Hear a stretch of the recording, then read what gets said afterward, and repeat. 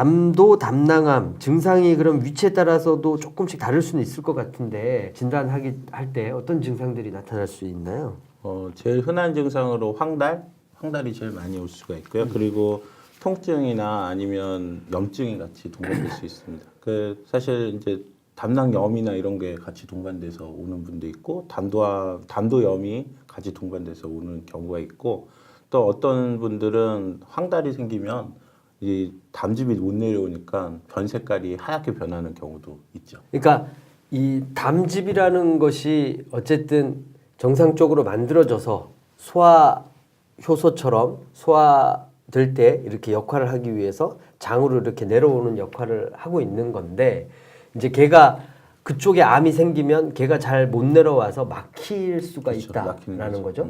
막혔을 때 황달이 생긴다라는 거고 그다음에 그쪽 부위에 염증이 같이 생기면 우리가 담도염, 담낭염 뭐 이런 것처럼 열이 나서 그렇죠. 병원에 오는 수도 있고 그러니까 황달과 열이 동반돼 있는 경우도 있을 수 있고 그게 보통 CT를 보면 네. 담관이 늘어나 있거나 아니면 초음파라든가 이런 담낭이 늘어나 있죠. CT나 이런 데서. 오케이. 그러면 황달을 일으키는 주 원인이 담낭암 말고는 없어요? 다른 것도 있을 거 아니에요? 그렇죠. 췌장암이나 아니면 네. 간경화가 심해서 황달이 올 수도 있고. 네. 사실 여러 가지 이제 암이 될 수도 있고 아니면 양성 질환이 될 그러니까 수도 있고. 간 기능 자체가 나빠져서 황달이 오는 수도 있고 폐쇄성 황달이 그렇죠. 있고. 예. 그다음에 밑으로 내려오는 게 막혀서 생기는 암이라든가 이런 거에 의해서 막혀서 생기는 폐쇄성 황달이 졸 있는데 때문에 그게 이제 담석 때문에 올 수도 있고 네네. 그다음에 담도암이 원인인 경우도 있고 근데 어쨌든 그게 막히면은 황달만 생기는 게 아니라 그 주위가 통증도 유발될 수도 있고 거기가 감염이 돼서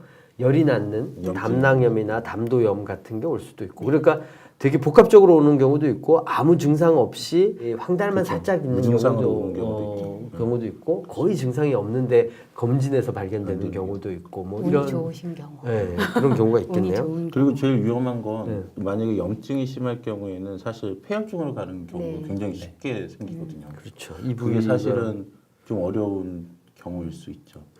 그리고 또 어떤 분은 열이 나서 황달이랑 네. 열이 와서 수술하러 왔는데 담낭염이라고 얘기 듣고 수술을 했는데 알고 보니까 암이다.